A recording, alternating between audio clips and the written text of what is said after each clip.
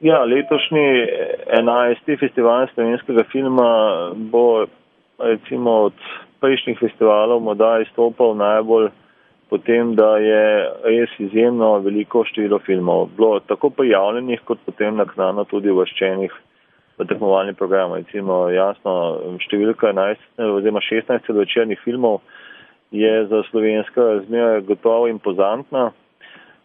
Med temi 16 celovečernimi filmi je v bistvu so tudi 3 koprodukcije, to je filmi, ki so dejansko nastali sam z takšnim pa drugačnim sodelovanjem slovenskih koproducentov, pa nekaterih je sodeloval Filmski sklad. Potem ostali filmi pa mislim, da je 9 igranih celovečernih filmov, 3 dokumentarci in potem en film, ki nekako spada v, mejni žanr, eksperimentalni film, ga je poimenoval selektor festivala Jože Dolmak. To je en poudarek. Drug poudarek je to, da je letos tudi v kategoriji kratkih oziroma animiranih filmov nekaj izjemno zanimivih filmskih izdelkov oziroma izdelki prepoznavnih slovenskih filmskih režiserjev. Tretja zadeva je to, da bo letos v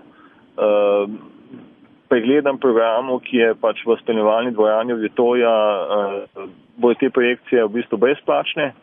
To je tisti zainteresirani, se bodo lahko ogledali kar nekaj filmov, poleg študentskih filmov, ki imajo pač en skupen blok v petek sredi dneva, bojo v bistvu vsako dan v preglednem programu si lahko gledalci ogledali tam 3-4 filme.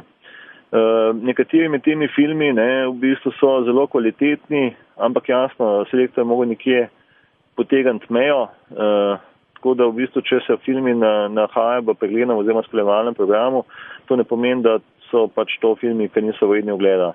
Četrti poudarek bi bilo pa mogoče to, da bo relativno veliko spremljevalnih programov oziroma spremljevalnega programa spremljevalnih aktivnosti, od predstavitev raznih DVD-jev, knjig in nekih predavanj, okroglih miz, debat. Pa pričakujete veliko obiska?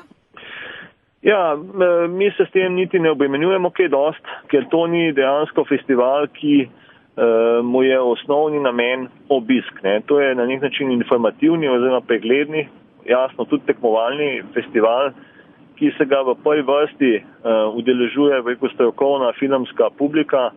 To je tako v bistvu novinarji kot sami filmski delavci in ustvarjalci. Jasno, z našim nekako oglaševanjem, ki je pa segalo pač od elektronskih do tiskanih medijev, smo poskušali poskušamo pritegniti tudi čim bolj široko zainteresirano filmsko publiko. Mogoče še predstavimo nagrade in letošnjega nagrajenca, nagrade Metode Badjura? Letos se bo podobno kot tudi zadnja leta podelilo, možno je podeliti 17 vesen, to so uradne festivalske nagrade.